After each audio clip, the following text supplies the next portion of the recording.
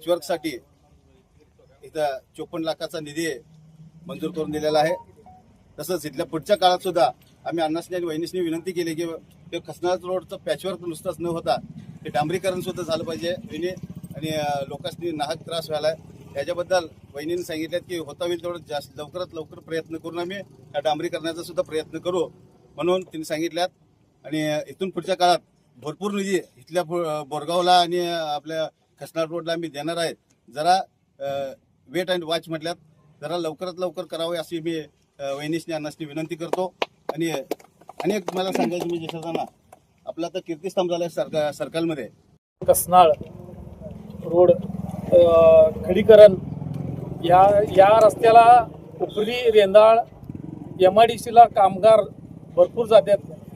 त्यांचं एवढं म्हणजे रिप्लाय येत होतं की आणि इथली आमची भागातली पत्रकार सुद्धा 2-3 वेळा हे दिलं होतं की रोड एकदम परिस्थिती गंभीर आहे, रोड बरोबर झालं नाही, रोड डबरं पडल्यात।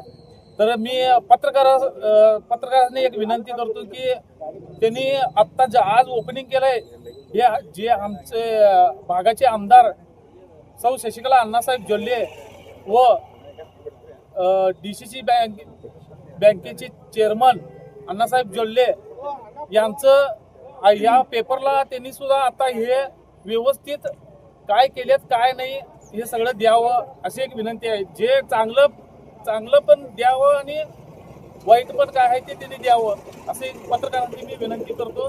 आणि हे शरदनांच्या नेतृत्वामध्ये शरदनांनी रिक्वेस्ट केल्यानंतर अण्णा वहिनींनी या रस्त्यासाठी हे खडीकरण जे काम मंजूर केलेलं आहे। तरी मी अण्णा वहिनींचा आणि शरदअण्णांचा ह्या MIDCला जाणाऱ्या कामगारांच्या कडून त्यांचं मी आभार मानतो। राजकीय, सामाजिक, आर्थिक असा सर्व घडामोडींचा आढावा पाहायला विसरू नका SB न्यूज चॅनल आणि नक्कीच सबस्क्राईब करा।